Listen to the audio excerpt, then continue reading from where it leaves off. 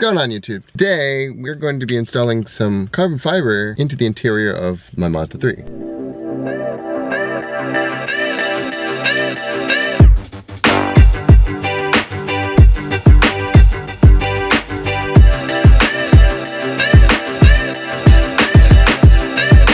So the first thing you're gonna need to upgrade some of the things, one, you can actually just wrap everything in carbon fiber. To do it the way I'm doing it is actually buying some covers for the switches in the panels. I'll link these down below. So this is for the driver's side, 2 for the driver's side doors and 2 for the passenger doors. They're covers and they come with 3M tape on the back. We're actually gonna remove the 3M tape and put our own because I think these are old. They sit for a while and they dry out. So we're gonna remove these, put new ones on there, and then we're gonna install these. Also, anywhere there's glass black in this car, I'm going to also wrap. So what you're also going to need, some carbon fiber vinyl wrap. This one's from Vivid and it's a gloss carbon fiber, so it's going to be nice and shiny. And also you're going to need some small tools so that you can install the carbon fiber wrap. So things like a squeegee and a cutting tool. You're also probably going to need a heat gun. You want to heat it just enough that it will set and basically stay on, but you don't want to stretch it a lot because it basically will ruin the wrap. We'll start with the carbon fiber panels, and here goes. You basically want to remove this 3M tape that it comes with because it's kind of old and doesn't stick too well. So we actually have some 3M tape that I've used a couple times. So we're gonna replace it with this 3M tape.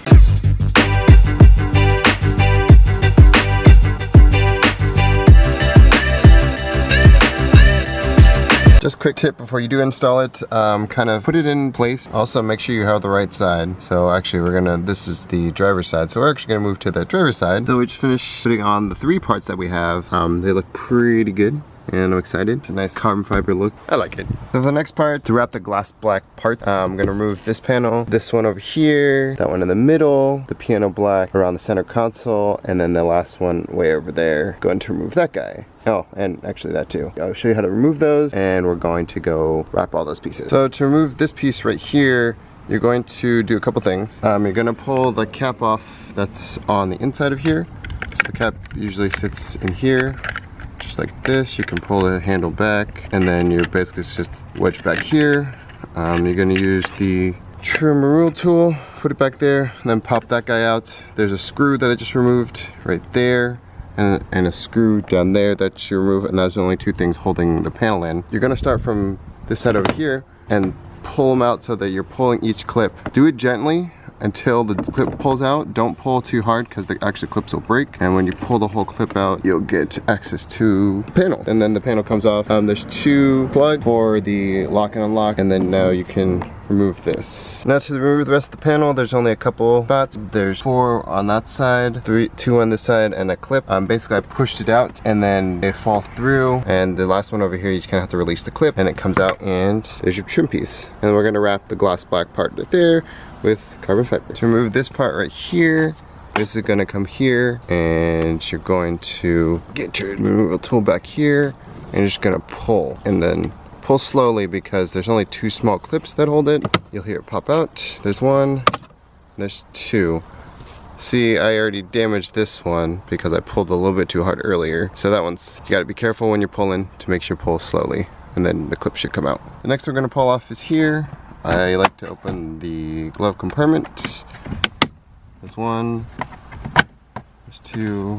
You're gonna keep pulling and then till all the clips come out, and then there's 1. Don't pull too hard because there's a clip down here. Pull that clip out and release that guy, and that's to your emergency lights. You have to remove that. Now you have this hole out. Now we're going to go on the back side and remove the screws. So there's 1, 2, 3, 4, and that's about it. Next part we're gonna remove is the center console to get to this gloss black here.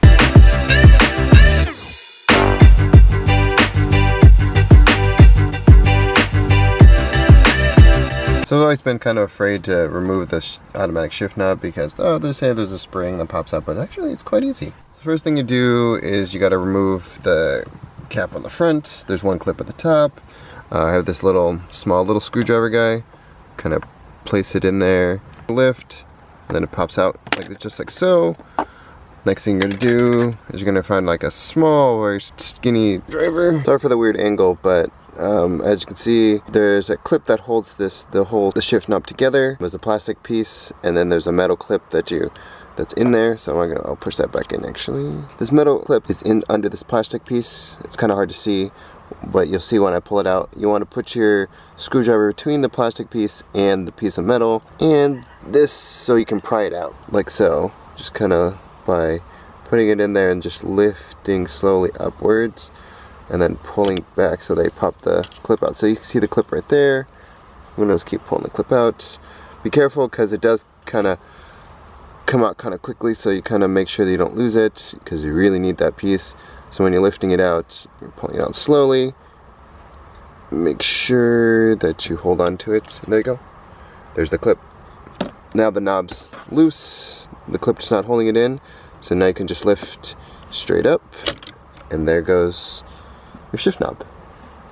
This is for automatics. I think the manual one is just a screw, so that makes it easier. But here's your shift knob. This is how you take off the shift knob on your automatic. From there, we're just gonna pull this straight off. So unclip it from here, and then you lift it off, and there you go.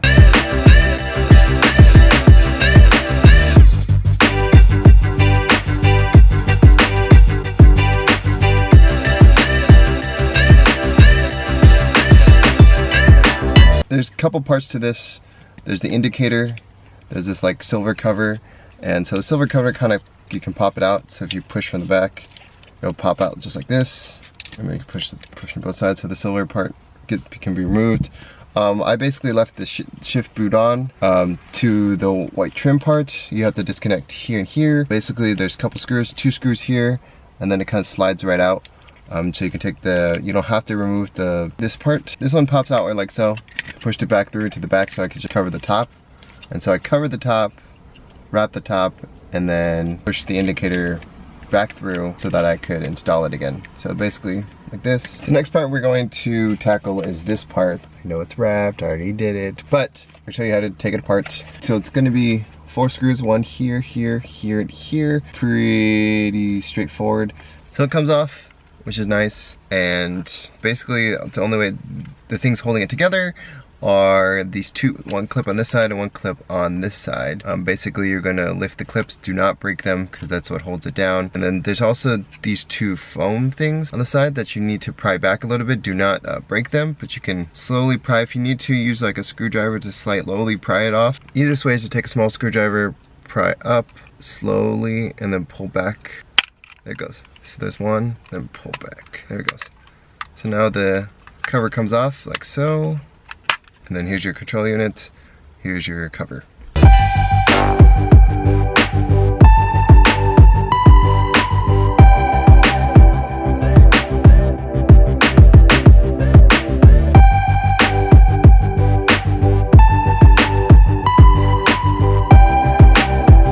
I think this middle part came out the best. It's very clean lines on them, pretty good. Second best that one. You can see, not always the best.